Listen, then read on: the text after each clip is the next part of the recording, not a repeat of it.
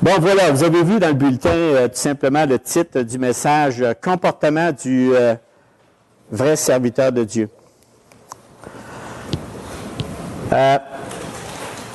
Ça fait un peu la suite de tout ce que je veux présenter depuis quelques semaines, depuis un mois ou deux. De toute façon, je suis branché là-dessus, là. Fait que, on va continuer. Le 21 août, on avait parlé de l'Église que Christ bâtit. J'avais démontré comment c'est important de comprendre que nous qui sommes ici, comme assemblée, c'est pas, on a parlé tout à l'heure de l'anniversaire, on parlait de, ça fait 9 ans qu'il y a un témoignage de Jésus-Christ ici, qu'à tous les dimanches à 10 heures, des fois c'est 9h30, mais 10 heures, on présente la parole de Dieu. Mais là, on commence notre 10e année. Gloire à Dieu parce qu'on est encore vivant, on est encore là. Fait que vraiment, c'est Dieu qui nous tient là. Et c'est tout.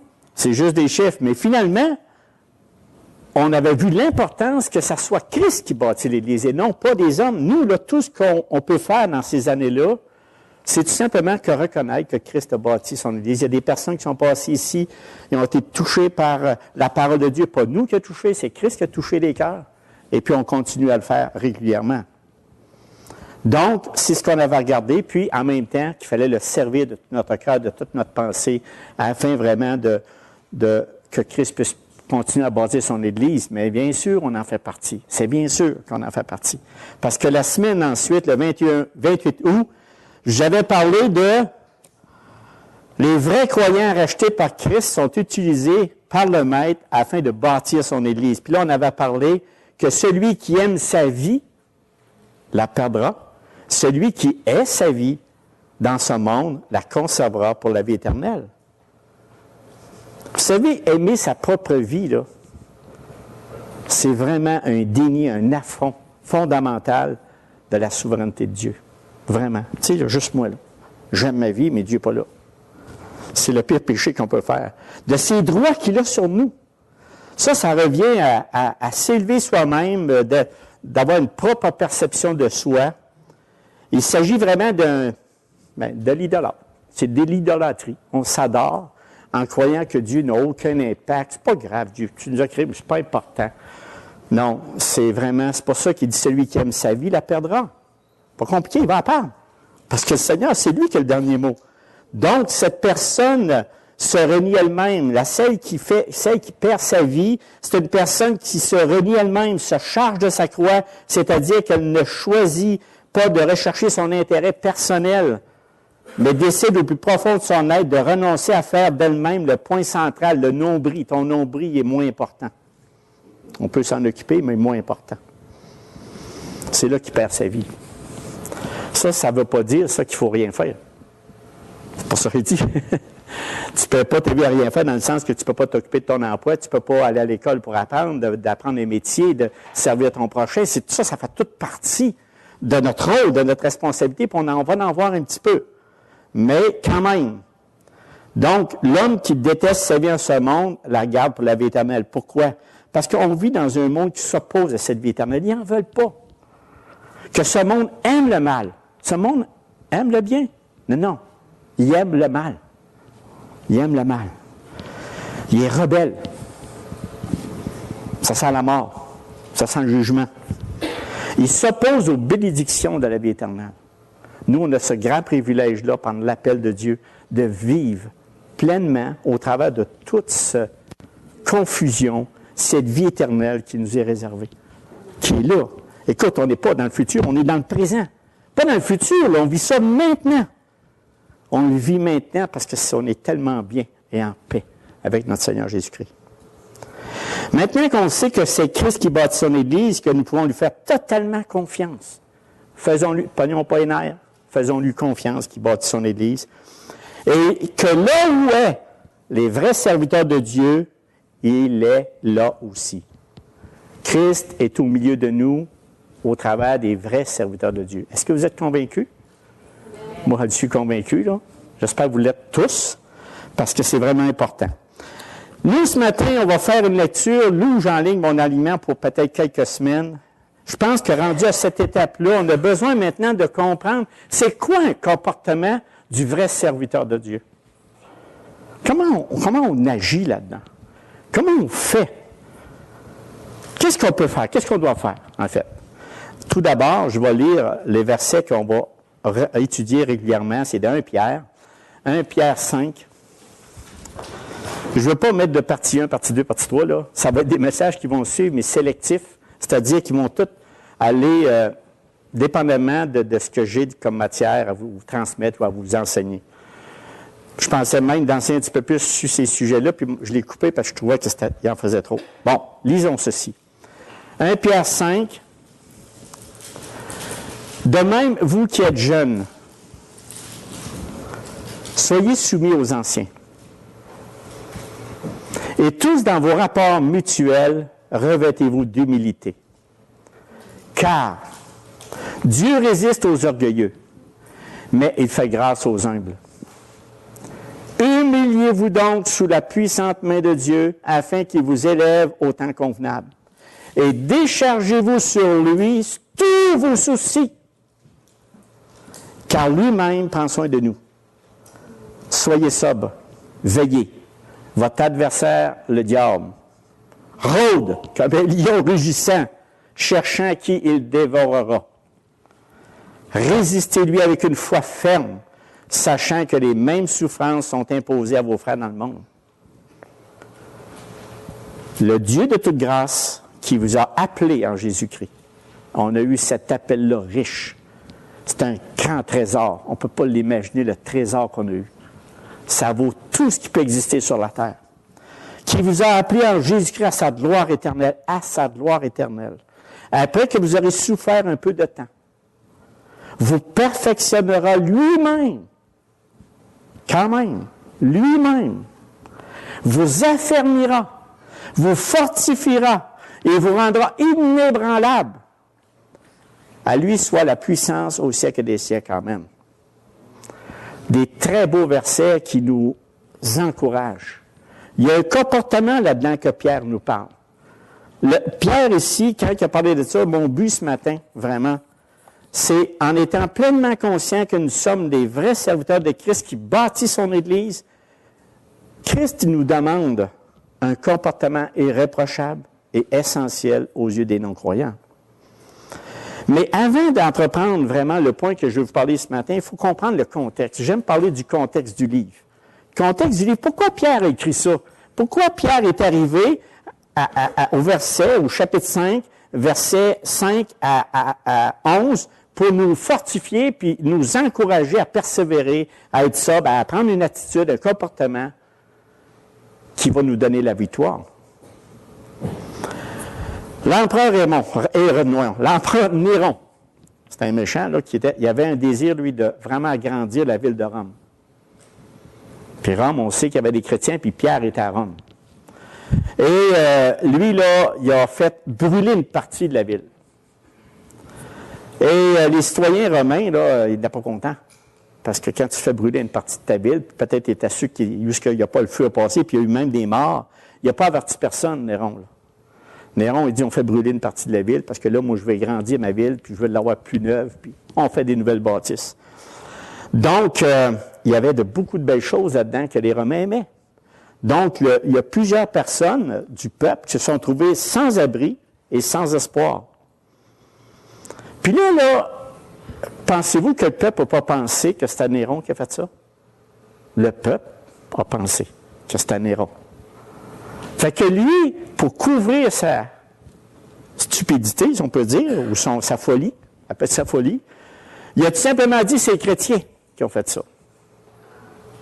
Les chrétiens étaient déjà haïs, étaient déjà méprisés dans la ville de Rome. Les chrétiens étaient déjà une race à part, tu veux dire dans le sens qu'ils étaient méprisés, il y avait vraiment, des persécutions. Mais là, Néron, il dit c'est les chrétiens qui ont fait ça. Si vous pensez qu'il s'est passé. Hey, tout de suite, ça a entraîné une persécution féroce. Ça a entraîné vraiment une grosse persécution vis-à-vis des chrétiens. Il ne fallait pas que tu nommes ton nom chrétien si tu disais, mais dans ce temps-là, quand Dieu t'appelle, qu'importe la mort, qu'importe ce qui arrive, tu y passais. Soit que tu te faisais tuer ou tu te faisais persécuter. Donc, tout le long de son épître, tout 1 Pierre 1, 2, 3, 4, Pierre nous donne l'art de vivre. Il dit, « Hey, mes frères, mes sœurs, ne perdez pas courage.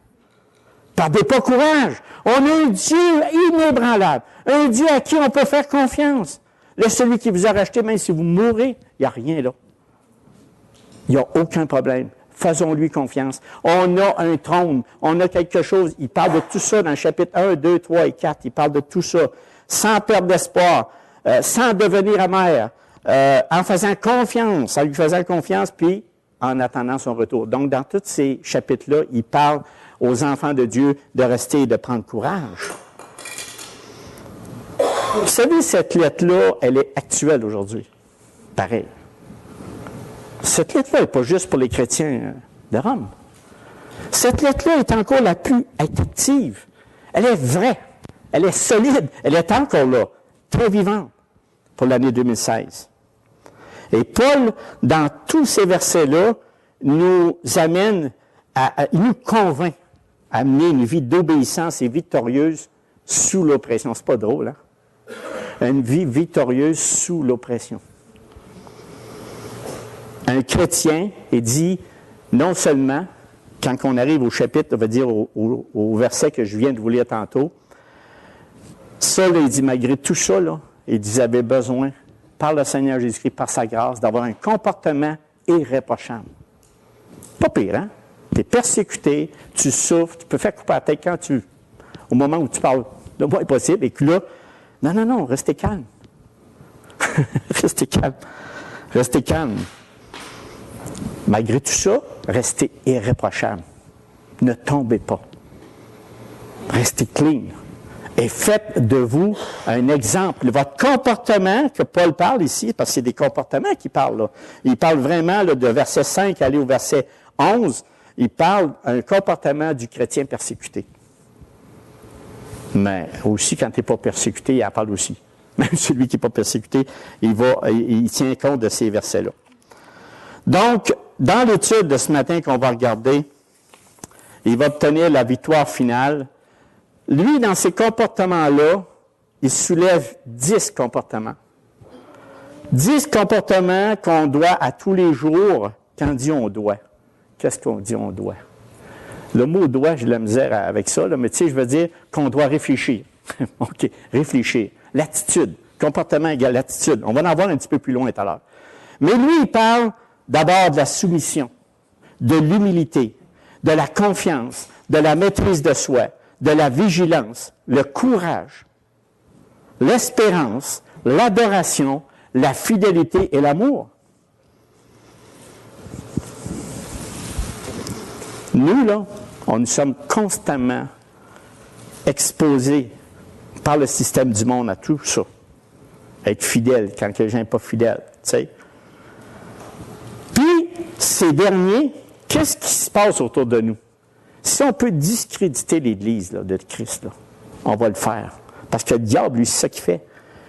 Il même qu'il y a des personnes que l'adversaire, ou lui-même, je parle plus de l'adversaire, qui va attirer des gens pour avoir un simili chrétien. Pourquoi qu'on fait ça? Tout simplement, il va le séduire d'une façon ou d'une autre afin de dire, ben, regarde, l'Église est donc bien hypocrite. Regarde, l'Église, puis c'est ça. Nous, là, on fait face à un adversaire qui veut discréditer l'Église que Christ bâtit. Donc, ne vous surprenez pas d'être persécuté. Ne vous surprenez pas d'être méprisé. On est méprisé, persécuté. Mais les chrétiens, eux autres, ce que Pierre nous encourage de faire, c'est de se dresser contre l'ennemi. Hey! Il nous donne la force de faire taire la critique qu'on a contre nous, toute cette puissance qui est contre nous. Par comment qu'on peut faire ça? Par une vie sainte, par un comportement qui reflète Christ. Tout simplement. D'ailleurs, c'est notre but, hein? Le but ultime de l'être humain, celui de la création, c'est quoi son but ultime, en général? Ça serait d'adorer le Dieu Tout-Puissant.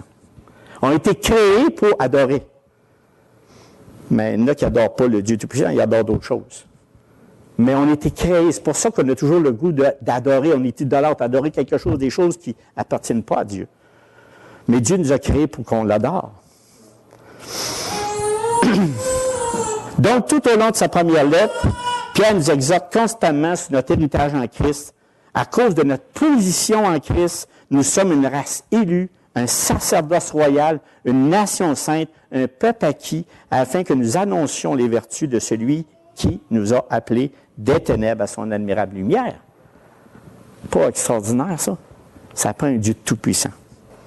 Et là, des versets de 2:11 à 4:6, il nous parle du comportement, mais dans différents modèles comme les autorités, et ainsi de suite. Mais mon objectif ce matin, c'est vraiment un comportement principal que je vais parler, mais imaginez m'en parler rien que d'un. Pas pire, on devrait finir de bonne heure. Ça va bien. Donc, le seul que je vais vous parler ce matin, c'est de même, le verset 5. De même, j'avais marqué 5 à 8, mais quand j'ai fini de préparer ça, j'ai dit, oups, il y en a trop. On a ratissé, puis on mettra ça le prochain coup. De même, vous qui êtes jeunes, soyez soumis aux anciens et tous dans vos rapports mutuels, revêtez-vous d'humilité, car Dieu résiste aux orgueilleux, mais il fait grâce aux humbles. Est-ce que notre comportement de tous les jours reflète la gloire de Dieu? Est-ce que notre comportement de tous les jours s'identifie à la vie que Dieu a pour chacun de nous? J'aimerais vous donner une définition sur le beau comportement. En fait, le premier, ça s'appelle la soumission. J'aurais pu intituler mon message « La soumission ». Ouf, ça vous fait drôle aux oreilles, hein? Non? Ouf. En tout cas, on va décortiquer ça, tranquillement. Définition du mot « comportement ». Comportement, c'est une manière de se comporter, de se conduire. C'est genre, c'est pas compliqué. C'est ensemble des réactions d'un individu. C'est une conduite. Un comportement, c'est une conduite. C'est important qu'on le comprenne. Vous savez que le Seigneur n'est pas venu pour changer notre condition humaine. Savez-vous ça? Il est venu pour changer notre nature humaine. En espérant que tout va bien, tout est sous contrôle en arrière. Là, si François y est, on va régler tout ça. OK. Mais, non, mais c'est parce que le point que je viens de dire là, il est super important. Souvent, on dit, Dieu, viens m'aider. Mais Dieu, il ne vient pas pour notre condition humaine. Le saisissez-vous? On va donner des exemples. Il vient pour changer notre nature humaine. C'est notre nature humaine. C'est seulement l'Esprit Saint qui peut nous changer, nous transformer. Des fois, on se tourne vers Dieu et dit, bon, ben là, par exemple, nous sommes dans des conditions de pauvreté. Et que si on se tourne sur Dieu et dit, bon, ben là, Dieu, là, l'effet de te connaître, là, ma pauvreté va disparaître. Vous savez, en Haïti, quand j'étais là, j'ai vu la majorité des évangélistes haïtiens présenter Jésus comme celui qui va amener la richesse et que Jésus va changer leurs conditions de vie. Ce n'est pas nécessairement l'Évangile. Ce n'est pas l'Évangile. Mais, allez pas lui dire d'autres choses, allez vous faire arracher les bras, puis les pieds. Eux, ils souffrent. Ils sont vraiment pauvres. Moi, j'ai qu'à toucher par ça. C'est un peuple qui est pauvre, autant en matériel qu'en esprit. Au sang, puis pourtant, ils devraient être touchés. Mais c'est pas ça qu'ils veulent. Ils veulent manger. Ils veulent manger. Fait que quand tu vas dans les églises, tout ce qu'ils font, puis ils prêchent l'évangile de prospérité. On en a d'autres ici au Québec, là. Il y en a qui a des évangiles qui vont vous présenter l'évangile, mais ça ne change pas ça. Dieu ne changera pas notre condition humaine, mais il veut changer notre condition, c'est-à-dire notre nature humaine. Par exemple, si on vient divorce, une perte d'emploi, une perte de notre chair, des injustices de toutes sortes, des persécutions, du mépris, de la haine, de notre prochain, de tout ce Mazan, dans toutes les situations qu'on peut vivre, ça naît, ça, des persécutions, puis ça naît des choses qui sont dures à gober, puis ça naît des souffrances. Mais Pierre dit, regardez plus loin que ça. Regardez plus loin que ça. Ça, c'est des choses temporaires. C'est des choses qui sont de passage. C'est des choses qui vont... Ça va arrêter un jour. Ça va arrêter un jour. Donc, puis, lorsqu'on a l'appel de Dieu, bien souvent, on se retrouve dans la même condition qu'on était, puis des fois pour plusieurs années, puis des fois jusqu'à notre mort.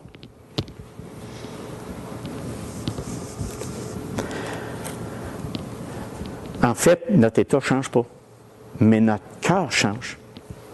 Notre âme change. Notre joie change. On ne voit plus notre pauvreté. On ne voit plus notre condition humaine. On ne voit plus ce sort que là, on dit, parce qu'on comprend que Dieu qui est venu nous visiter, c'est pour nous donner la vie, la vraie vie éternelle. On vit 25, 30, 40, 50, 60 ans, 90 ans. Il y en a qui sont plus forts, il y en a plus, tu sais, qu'importe. Mais c'est court, ça. Tu trouves pas ça court? Moi, je trouve ça court. C'est court. Tu sais, on est tout jeune, puis après, chose qu'on sait, on a 80. Fait que, non, c'est court. Mais il y a quelque chose de meilleur. Donc, ce que le Seigneur veut de nous, c'est de changer notre nature humaine.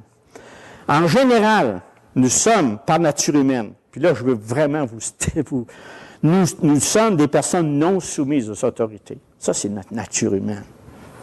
On est orgueilleux. On est confiant en nous-mêmes. On n'a pas trop de maîtrise de soi. On n'a pas de sagesse. On dit qu'on a du courage, mais quand la difficulté arrive, tu te sauves. Pas d'espoir. On adore les idoles. Ça peut être des humains, ça peut être des statues, ça peut être n'importe quoi, ça peut être des autos, ça peut être une maison, on adore.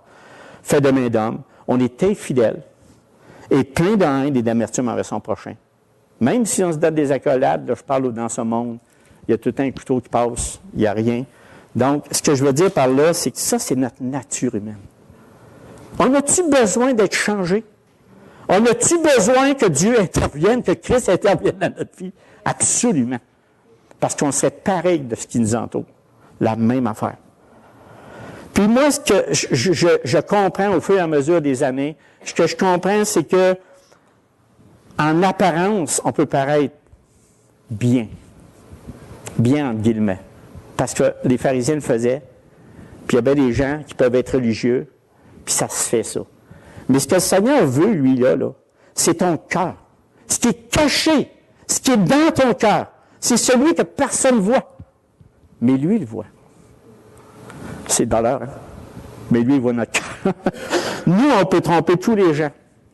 Et puis, lui, le Seigneur Jésus, notre Créateur, il te regarde, puis il dit, tip, ça ne marche pas. Ouais, mais pas encore. Et pourtant, dans Proverbe 8:1, il y a quelque chose que Dieu dit, qu'il a écrit dans sa parole. La sagesse n'écrit-elle pas? L'intelligence n'élève pas sa voix? Vous savez, la sagesse est une personne, mais la folie est une autre personne. Il dit, tu t'en vas avec tes baskets, Gérard, mais c'est juste pour vous dire que tu as besoin de la sagesse, parce qu'il y a de la folie qui va t'accrocher. Ils sont vraiment distincts, hein? Quand on dit que quelqu'un est fou, c'est parce qu'il porte des fruits. Quand on dit que quelqu'un est sage, c'est parce qu'il en porte aussi. Donc, Proverbe 15-14, il dit, un cœur intelligent recherche la connaissance, tandis que la bouche des hommes stupides se nourrit de la folie. C'est un verset très pesant. Proverbe 15-14, un cœur intelligent recherche la connaissance, tandis que la bouche des hommes stupides se nourrit de la folie. Nous, les serviteurs de Dieu, on doit avoir constamment un désir profond de connaître la vérité. Notre rôle en tant qu'enfant de Dieu, notre comportement qu'on doit avoir quand on vient à l'Église, que Christ bâtit, c'est dire, Dieu, je veux te connaître davantage. C'est notre but. Le but d'être ici, c'est tout simplement connaître davantage Dieu. Mettez-vous tout seul dans un endroit, puis essayez tout seul. Ça ne marche pas. Tu as beau avoir l'Écriture, mais la parole, Dieu dit, la foi vient de ce qu'on entend. Et ce qu'on entend vient de la parole de Dieu. Et c'est comme ça que ça grandit. C'est comme ça que notre folie humaine part. Me comprenez-vous? L'instruction n'est pas égale avec la sagesse. Il y a des personnes super instruites, mais un cœur complètement fourbe. Ça peut être des docteurs de n'importe quoi en sciences, en toutes sortes. On a un privilège extraordinaire d'un Dieu qui travaille avec notre cœur, d'un Dieu qui change notre cœur. Parce que la sagesse, c'est d'avoir la crainte de l'Éternel. Je peux être bourré, instruit, connaître même les Écritures par cœur, mais si Dieu n'a pas traversé ou circoncis mon cœur, je fais. Ouais, savez-vous pourquoi? Parce que, normalement, la sagesse, quand on commence à avoir une crainte de l'Éternel, on dit, lui, il a le dernier mot. Dieu a le dernier mot.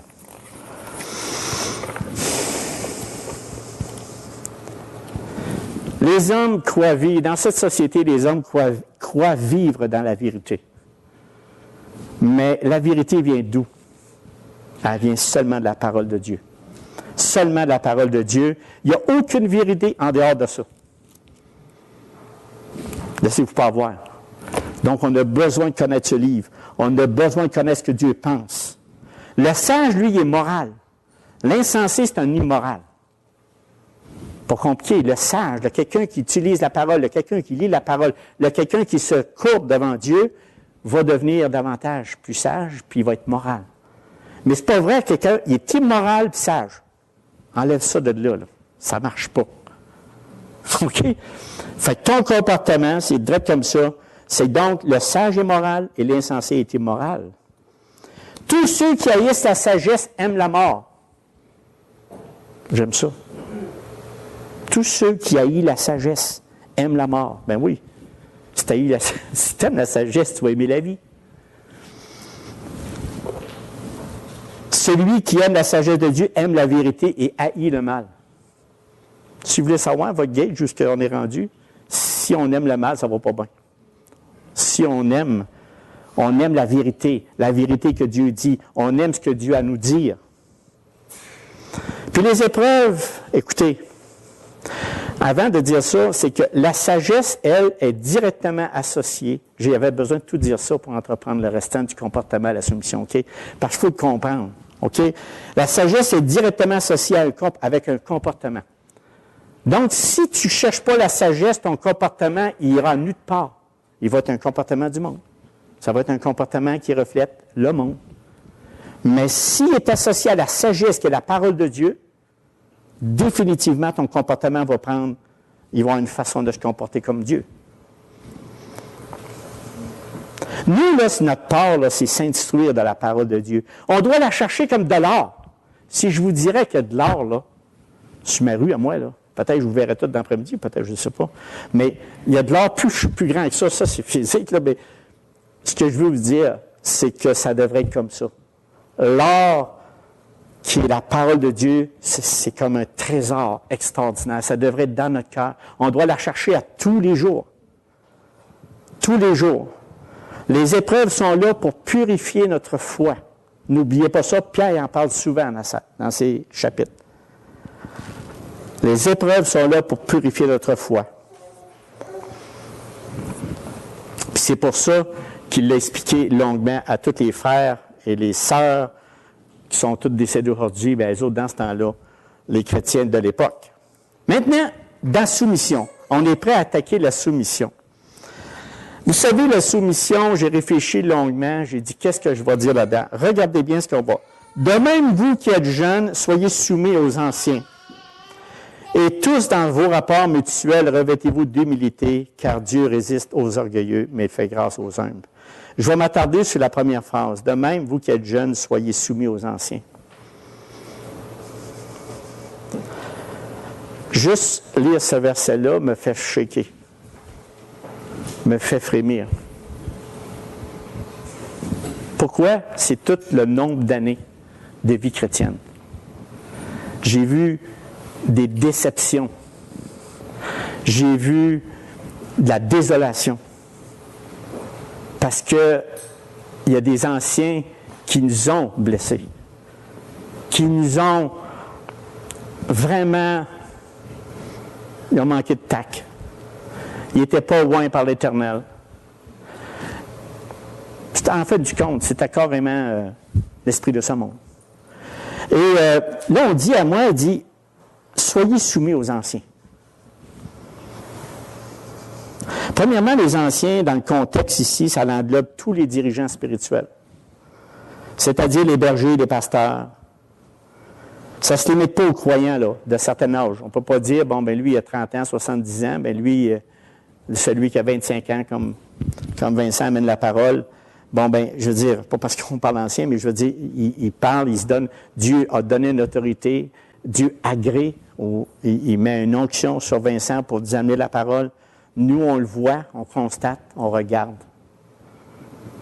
Je vais vous dire que c'est pas... Ce que je veux vous dire ce matin, en fait, j'ai préparé à quelque chose de vraiment spécial, c'est parce que, vous savez, dans l'Assemblée présentement, quand on a un nombre d'années de fête, ça c'est 3 ans, 5 ans, 10 ans, 8 ans, 9 ans, on arrive toujours à des hauts et des bas.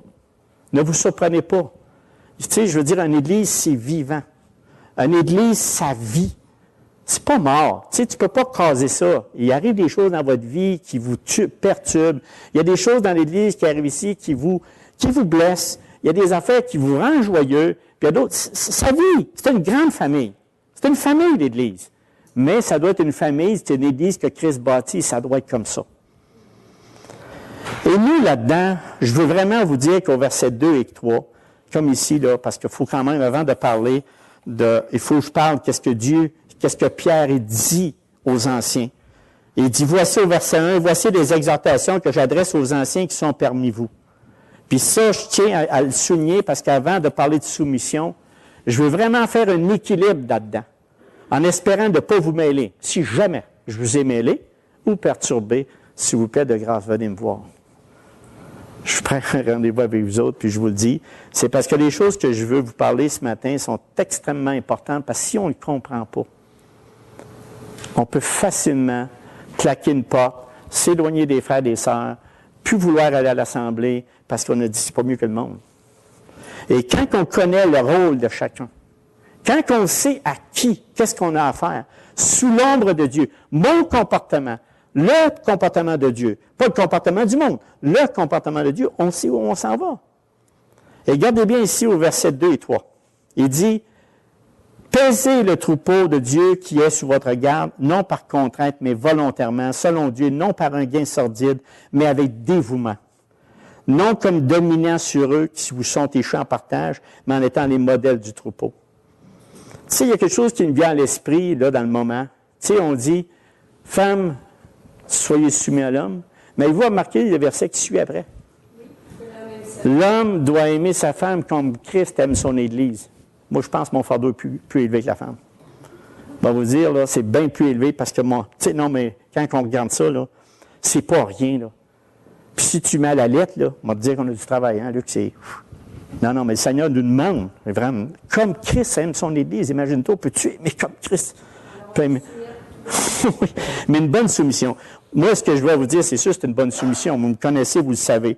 Donc, on est appelé en premier lieu, nous autres, le rôle du pastorat, le rôle principal de celui qui a le oint, ou celui que Dieu a oint pour amener ça. Quand je dis ça, je me donne à rien de plus.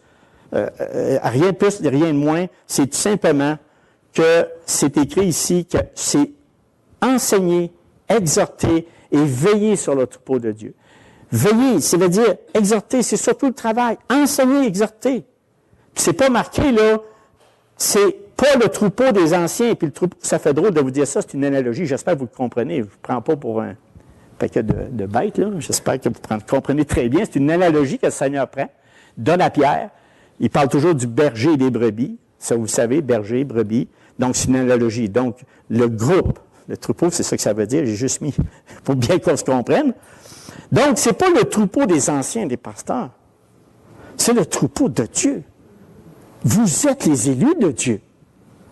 Nous, là, il faut vraiment prendre conscience de ça. Puis il dit là-dedans, non par contrainte, mais volontairement, le premier danger d'un gars, d'une personne que Dieu a appelé à faire ce travail-là, c'est la paresse et l'indifférence.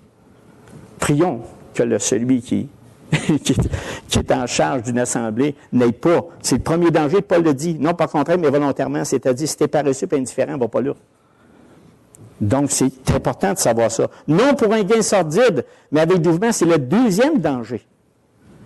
De travailler pour la pièce, pour l'argent. La gloire. Ça aussi, ça en fait partie. Non comme dominant sur ceux qui sont échus en partage, mais en étant les modèles du troupeau. C'est justement de pratiquer le troisième danger. Une mauvaise autorité. Une domination. Et ça, là, c'est des versets qui doivent être clairs, précis pour celui qui est en charge ou que Dieu a mis en charge pour l'Église de Christ. On doit constamment se mettre sous l'aile de Jésus-Christ.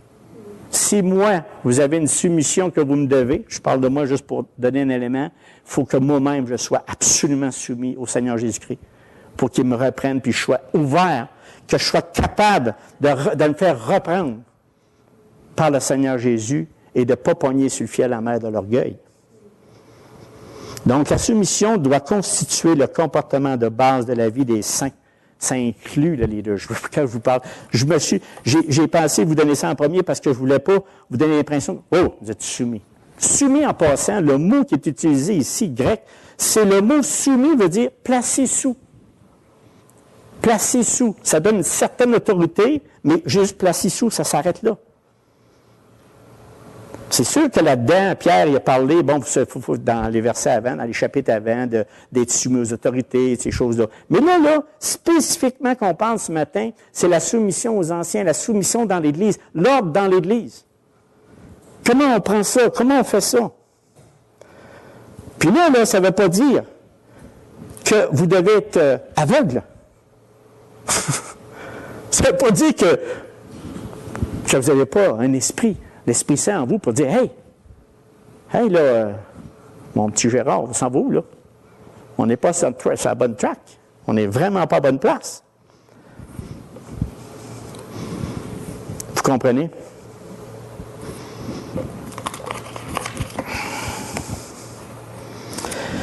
Pour les vrais serviteurs de Dieu, l'autorité divine la plus importante s'exerce au moyen d'hommes marchant selon l'Esprit. C'est-à-dire qu'ils soient loin de l'Esprit Saint. Une des choses que je peux vous dire, que vous devez, quand je dis vous devez, c'est un gros mot, c'est pas vrai, c'est de la dictature, c'est pas ça que je veux dire. Moi-même, je prie que Dieu m'inspire, qu'il me guide, pour pouvoir donner à l'Assemblée la nourriture convenable, la parole convenable, équilibrée, qui va avec la volonté de Dieu. Et cette onction-là, on en a besoin. Et on doit prier pour ça.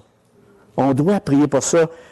Quand quelqu'un me dit, il est parti tantôt, Alex, il dit, il faut que je parte, il dit, je vais prier pour toi. J'ai dit, continue, j'en ai besoin. Parce que c'est une œuvre qui appartient totalement à Christ. On ne peut pas faire ça de notre propre chef. Je vous le dis, ça fait des années que je fais ça. Puis si je me mets le nombril un petit peu plus en avant, il n'y a plus rien qui marche. Il n'y a plus rien qui fonctionne. Je peux vous le croire sur parole. Puis là, je suis obligé de renvaler. Puis je dis, Seigneur, j'ai compris. Je vais prendre mon petit orgueil, je vais me mettre de l'autre côté, je vais me mettre ça dans le bas, dans le garde-robe, qu'importe, là. Mais on est tous pognés par ça. Un jour, Dieu régnera sur toute la terre par son Fils. Puis il n'y aura plus besoin des gars comme moi, là, ou d'autres personnes. Parce que c'est Christ lui-même qui va s'occuper de son Église. Là, il prend des moyens d'homme. Mais en même temps, ça nous donne-tu un droit d'être déséquilibré? D'amener à quelque chose qui vous blesse? Nous, la sorte de leadership qu'on utilise ici, c'est le leadership qu'on veut être en place, puis je pense qu'on se comprend bien. Il y en a vraiment trois sortes. Il y a le pasteur qui décide tout sans que tu n'aies rien à dire, mais ça, là, nous autres, c'est outside, ça ne marche pas. Ça ne marche pas non plus. Les assemblées de Dieu ne fonctionnent pas comme ça. Puis, il y a des comités d'anciens. Ça a de la difficulté parce que tu as de la misère à avoir de la vision. Et la dernière, que je vous dirais que c'est la seule qu'on trouve qui est vraiment la bonne, c'est des pasteurs qui consultent et écoutent les membres. Puis là, ils prennent une décision sur ce que Dieu veut dire. Savez-vous le meilleur moyen qu'une Église de Christ qui est en bonne santé? Une Église de Christ que Christ bâtit, qui est en bonne santé, c'est une Église qui est unanime. Vous allez dire, wow, Gérard, tu demandes de quoi? Ça se peut pas dans ce monde-là, ça se peut pas. Je vais vous dire, là, je parle d'une Église que Christ bâtit qui est en santé. C'est une Église où tout le monde est unanime.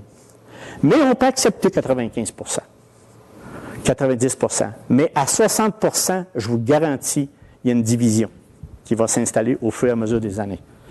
Et on ne doit pas viser ça. On a des responsabilités en tant que pasteur. On a des choses qu'on doit faire. Puis ça, c'est, je vous le dis, une des joies la plus grande, c'est vraiment de voir tous ensemble grandir. Moi-même, j'ai quelque chose. Moi-même, en tant que pasteur, il est toujours sur la même note. C'est le message qu'il m'a donné il y a 4 ans, c'est pareil. Là, vous allez dire, il y a un petit trouble, le gars, là, parce qu'il lit-tu quelque chose? Il fait-tu quelque chose? Vous autres même, vous changez. Vous autres même, vous progressez dans votre comportement à cause de quoi? La parole de Dieu. Des choses qu'on n'a pas vues il y a 5 ans, tout d'un coup, c'est donc bien clair. Puis là, vous le faites. Donc, si le pasteur, il ne change pas pantoute sur sa même note, même message, même affaire, le 2 février 2010, 2 février 2014, on se tue. Mais là, vous allez dire, son inspiration diminue, surtout s'il fait les ans. Fait que ça ne marche pas. Ce que je veux expliquer, c'est que notre grande joie, nous autres, c'est de voir qu'on grandit tous ensemble dans les voies du Seigneur. Puis la plus grande tristesse, c'est quand il n'y a plus de changement. Puis on est encore avec nos vieux péchés, puis ça ne marche pas. Puis tu sais, on joue de l'éménerie. Voilà. Je vois que le temps file, et je pensais pas que mon sujet c'est pas grave. C'est pas grave. Quand je dis c'est pas grave, ma femme n'aime pas ça quand je dis ça. Elle dit, dis pas ça, c'est pas grave. Elle dit, tu viens de dire d'autres choses. Voyez-vous, moi, je passe au cash après, hein, vous savez ça. Hein? Là, j'ai du fun, là, mais attends, tout à l'heure, quand j'arrive à la maison, elle dit, hey, petit gars, t'arrives-tu, Vincent? Fait que, non, mais c'est pas, je viens de me rendre compte que je viens de le dire, puis il ne faut pas que je dise ça. C'est bon.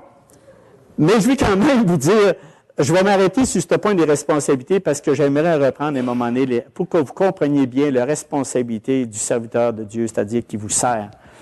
Plus on comprend ce qu'on fait, mieux vous pouvez savoir ce qui se passe. Et on n'est pas toujours à 100%, on bronche tous en parole. Donc, on peut dire quelque chose qui peut blesser.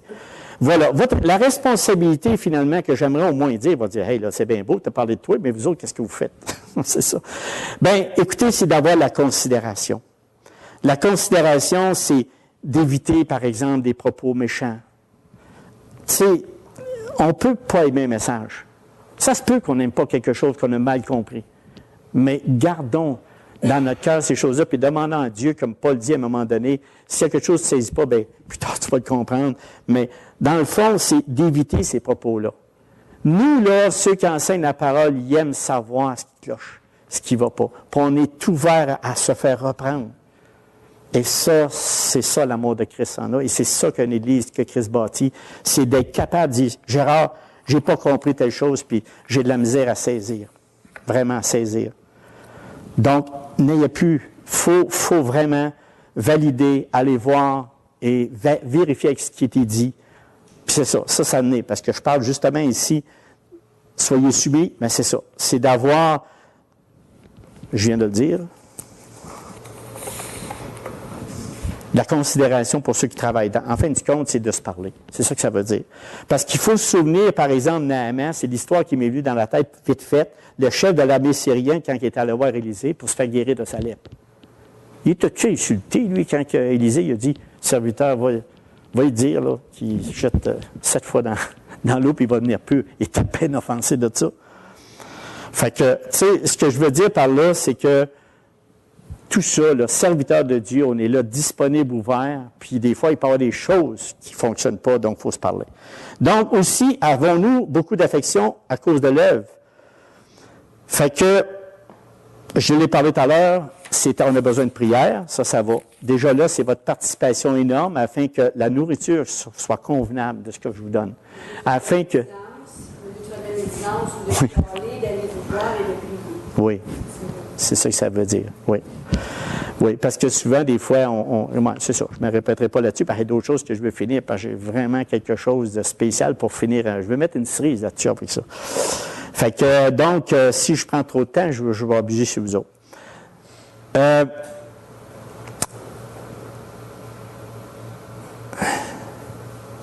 C'est pas un travail simple. Donc, c'est pour ça qu'on a besoin de vos prières. Puis, je vous le dis, ça fait toute la différence. La prière d'intercession pour avoir des messages édifiants. C'est le succès, c'est votre rôle principal. C'est ça, être soumis aux anciens. C'est dire, Seigneur, pourvois à ses besoins, pourvois ce que nous, on peut savoir. Puis, la demandant à Dieu, ça vient automatiquement. Il y a des fois que je suis porté, je regarde ça, puis à un moment donné, il me vient une idée, je dis, ça vient, ça. Mais c'est parce que Dieu veut qu'on parle de ça. Dieu veut qu'on touche ce point-là. OK? Après ça, le point, c'est soyez en paix entre nous. C'est ça aussi que ça nous amène, d'être en paix entre nous. C'est le rôle principal. Donc, être soumis aux anciens, c'est ça, c'est d'être en paix. Comment on fait ça? Bien, c'est tout simplement en s'en remettant pleinement notre confiance en Jésus-Christ. On a dit, oui, ça ne marche pas, mais on l'a parlé. Je ne vous dis pas de rester sans parler, ça ne marche pas, on ne règle rien. Quand on ne parle pas, il ne se règle rien. J'avais vraiment d'autres choses de plus, mais je vous le dis, il faut que je vous raconte pour les derniers 6 minutes, 5 minutes, le dernier point. Le dernier point, c'est « Et tous, dans vos rapports mutuels, revêtez-vous d'humilité, car Dieu résiste aux orgueilleux, mais il fait grâce aux humbles. » Le pire ennemi de l'homme, c'est l'orgueil. Un orgueilleux n'est pas soumis. Un orgueilleux, c'est quelqu'un qui est on the top. Ça, c'est dans le cœur. Tu ne vois pas ça, l'orgueil, là. C'est pas écrit, là. Ça ne clique pas, là. Mais on est tous des orgueilleux. Le Seigneur, il dit, il y a juste Dieu qui peut battre cet orgueil-là. C'est juste Dieu qui peut dire, petit gars, prends ton trou. Capable, mais on peut. Donc, l'orgueil, et moi, j'aimerais vous raconter l'histoire. Reportons-nous dans Daniel 4, puis on va terminer avec ça. Terminer ça, c'est l'histoire. J'ai dit, qu'est-ce que je vais lui dire là-dessus, sur cette partie-là de verset d'humiliez-vous? Tout le monde, c'est ça, voyons, humiliez-vous. Voyons, humiliez-vous, car Dieu résiste aux orgueilleux. Voyons. Bien, il dit, moi, lui raconter une histoire. Puis l'histoire est dans Daniel 4. Puis Daniel 4, ça explique l'histoire de Nebuchadnezzar. Nebuchadnezzar, le roi rapportons-nous, Daniel 4, 4. Nebuchadnezzar, roi à tous les peuples, aux nations, aux hommes de toute langue qui habitent sur toute la terre, que la paix vous soit donnée avec abondance. Moi, verset 4, moi, Nebuchadnezzar, je vivais tranquille dans ma maison et heureux dans mon palais. J'ai eu un songe qui m'a effrayé. Les pensées dont j'étais poursuivi sur ma couche et les visions de mon esprit me remplissaient d'épouvante. J'ordonnai qu'on fasse venir devant moi tous les sages de Babylone et afin qu'ils me donnent l'explication du songe. Alors vinrent les magiciens, les astrologues, les chaldéens et les devins, et je leur dis le songe et ils ne m'en donnèrent point d'explication. Et là, au verset 9, Belchassar, chef des magiciens, qui en toi, je le sais, l'esprit des dieux saints, et pour qui aucun secret n'est difficile, donne-moi l'explication des visions que j'ai eues en songe. Et là, au verset, je ne parlerai pas de ce qu'il a vu, parce qu'au verset 19, c'est là que Daniel a expliqué au roi, et dit nommé Belchassar, fut un moment stupéfait. Imaginez-vous, vous vous trouvez devant le roi qui peut te couper la tête juste un mot. Lui, il n'a pas besoin là, du droit de l'homme. Oublie ça, dans le temps, il n'avait pas. Là. Tu disais un mot de travers, tu sais, pour une coupe la tête, c'est correct, le cas est réglé, fait que tu as parlé mal. Tu sais. Moi, je me mets à la place de Daniel. Au roi, OK, ses pensées le troublaient. Fait que ça le troublait parce qu'il fallait qu'il dise qu'est-ce qui va y arriver. Et le roi a repris, il dit, Belchassar, que le songe et l'explication ne te troublent pas. Et Belchassar répondit, mon Seigneur, que le songe soit pour tes ennemis et son explication pour tes adversaires. L'arbre que tu as vu, qui était devenu grand et fort et dont la cime s'élevait jusqu'aux cieux et qu'on voyait de tous les points de la terre, cet arbre dont le feuillage était beau et les fruits abondants, qui portait de la nourriture pour tous, sous lequel s'abritaient les bêtes des champs et parmi les branches duquel les oiseaux du ciel faisaient leur demeure, c'est toi. C'est toi. Ô Dieu, ô roi, qui est devenu grand et fort, tout dont la grandeur s'est accrue et s'est élevée jusqu'aux cieux et dont la domination s'étend jusqu'aux extrémités de la terre. Le roi a vu l'un de ceux qui veillent et qui sont saints descendre des cieux et dire, abattez l'arbre, détruisez-le, mais laissez en terre le tronc où se trouvent les racines et liez-le avec des chaînes de fer et d'airain. Parmi l'herbe des champs, qu'il soit trempé de la rosée du ciel et que son partage soit avec les bêtes des champs jusqu'à ce que son 7 ans soit passé sur lui. Voici l'explication au roi, voici le décret du Très-Haut qui s'accomplira sur mon Seigneur le roi. On te chassera du milieu des hommes, tu auras ta demeure avec les bêtes des champs, et l'on te donnera comme au bœuf de l'herbe à manger, tu seras trempé de la rosée du ciel, et 7 ans passeront sur toi jusqu'à ce que tu saches que le Très-Haut, de celui qu'on parle depuis tout à l'heure, domine sur le règne des hommes et qu'il donne à qui il lui plaît. On a-tu un Dieu grand? L'ordre de laisser le tronc où se trouvent les racines signifie que ton royaume te restera. As-tu un Dieu puissant, lui? Il va devenir une bête, là. Il va manger de l'herbe, là. Puis il va te conserver son trône. Ça peut être un Dieu puissant? Tous des hommes, là. Il y a 7 ans de temps, et son trône va être conservé. Moi, je suis épaté de voir le Dieu Tout-Puissant en action, parce qu'il n'y a pas un homme qui a coupé la tête de Nebuchadnezzar. Mais regardez bien ce qui était rendu. C'est pourquoi au roi, puisse mon conseil te plaire. Mets un terme à tes péchés en pratiquant la justice et à tes iniquités en usant de compassion envers les malheureux et ton bonheur pourra se prolonger. Allez, mettez-vous à la place de... C'est pour ça que je dis qu'il shakeait. Donc, toutes ces choses se sont accomplies pour le roi Nebuchadnezzar. Au bout de 12 mois, il avait oublié ça, lui. Au bout de 12 mois, comme il se promenait dans le palais royal à Babylone, le roi prit la parole et dit, « N'est-ce pas ici la Babylone, Babylone la grande, que j'ai bâtie comme résidence royale par la puissance de ma force et pour la gloire de ma magnificence. » Ça, c'est de l'orgueil. OK? C'est un réel exemple d'orgueil. Bon, on n'avait pas autant, nous autres, là, mais on est tous orgueilleux qu'à Nebuchadnezzar. OK? La parole était encore dans la bouche du roi, qu'une voix descendue du ciel apprend au roi Nebuchadnezzar qu'on va t'enlever le royaume. Moi, je vous dis, je shake quand je lis ces choses-là, parce que je dis, je suis qui, moi? Qui je suis? Qui je suis? Je suis tout petit. J'ai juste à penser à Nebuchadnezzar. On te chassera du milieu des hommes, tu auras ta demeure avec les bêtes des champs, on te donnera comme aux bœufs de l'herbe à manger. Imaginez, attaché au cou avec une chaîne, à manger de l'herbe. Nebuchadnezzar. Jusqu'à ce que tu saches que le Très-Haut domine sur le règne des hommes et qu'il te le donne à qui il lui plaît.